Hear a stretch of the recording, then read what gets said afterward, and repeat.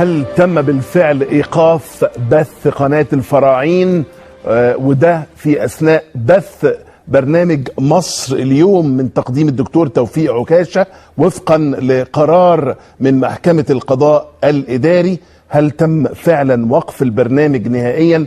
وايه موقف قناة الفراعين من هذا الخبر؟ معايا دلوقتي على الهاتف مباشرة الدكتور توفيق عكاشة مقدم البرنامج ورئيس قناة الفراعين. اهلا دكتور توفيق، شكرا لوجودك معانا النهارده، مساء الخير. الله يخليك، ده شرف ليا يعني. الله يخليك، وخاصة ان انا بحبك من زمان، من ايام ما كنت معانا في التلفزيون، وبعدين يعني تابعتك، وانت من الناس المحببة الى قلبي واللي هم قليلين في هذا الزمن يعني. ربنا يحببك في الناس كلها يا دكتور توفيق. النهارده عندنا خبر عايزينك تنفيه او تاكده. انا عارف ان في حكم للقضاء الاداري وان القناه وبرنامجك تحديدا كان تعرض لبعض المشاكل. ايه حقيقه وقف البرنامج؟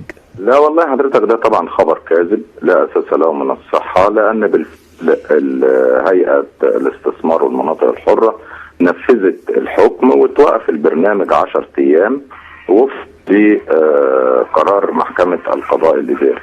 ورغم ذلك نحن قمنا بالطعن، رغم ان احنا نفذنا الحكم قمنا بالطعن على هذا القرار وهذا الحكم، ومحدد له جلسة يوم 19 مايو، وكان في مرافعة امبارح وتم تأجيل ليوم 19 مايو لاستكمال باقي المرافعة.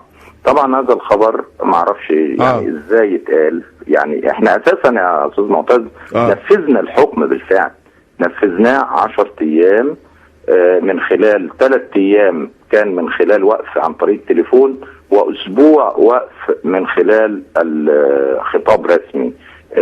لان طبعا الحكم لما صدر قال ان الجهة الادارية المسؤولة هي التي تقرر الوقف وفقا للقانون بتاعها.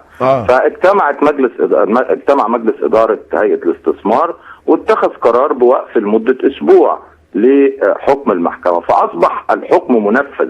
إنما احنا طعمين عليه علشان لا يتم استخدامه ضد قنوات أخرى، وخاصة أن قناة الحياة كانت قد تعرضت لمثل هذا الحكم واحنا تعرضنا لهذا الحكم، فاحنا طعمين حتى لا ينفذ ضد قنوات اخرى. طب دلوقتي احنا بنتكلم دكتور توفيق دلوقتي حوالي الساعه 11 ل 10 والمفروض انك انت تبقى على الهوا. ايه اللي على الهوا دلوقتي في قناه الفراعين؟ هو اللي على الهوا دلوقتي حضرتك اغاني، وانا طالع دلوقتي على الهوا بعد شويه، لان طبعا الموضوع هو تشويش في على قناه الفراعين، والتشويش اللي حصل على قناة الفراعين نظرا الحلقة بتاعت امبارح اللي احنا كشفنا فيها المؤامرة على المملكة العربية السعودية بالمستندات الرسمية بالصوت والصورة، وهي صورة طبق الأصل مما تقوم به أدبر، وقامت بتطبيقه في تونس وفي مصر وفي عدد من الدول العربية.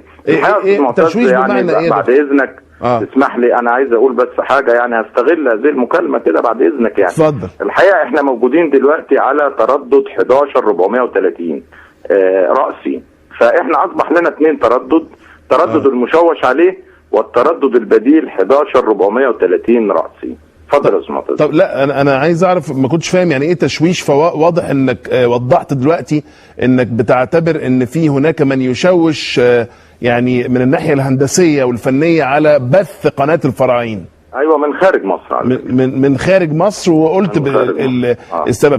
طب انت ما طلعتش ليه النهارده الساعه 10 مساء موعد البرنامج بتاعك على الهواء؟ انا طالع دلوقتي حضرتك، وكان الموضوع طبعا ان في الوقت اللي حضرتك قلت عليه، والبرنامج ميعاده 8:30. كان في الوقت ده القناه بتيجي 5 دقائق وتقطع بلاك تماما لمده 10 دقائق بالتناوب ما بين بلاك وما بين صوره متقطعه. فطبعا احنا كان لازم بنرسل فاكس للنايل سات بنطلب منه تردد بديل على اساس ان في تشويش، فعلى ما النايل سات اتخذ اجراءاته الهندسيه وعمل التردد البديل 11430 رأسي، احنا دلوقتي اصبح التردد مستقر، وتم اختارنا من خلال فاكس برضو باستعمال هذا التردد واستعملناه، وانا طالع يعني بعد مكالمتي مع حضرتك هكون على الهواء مباشرة إن شاء الله.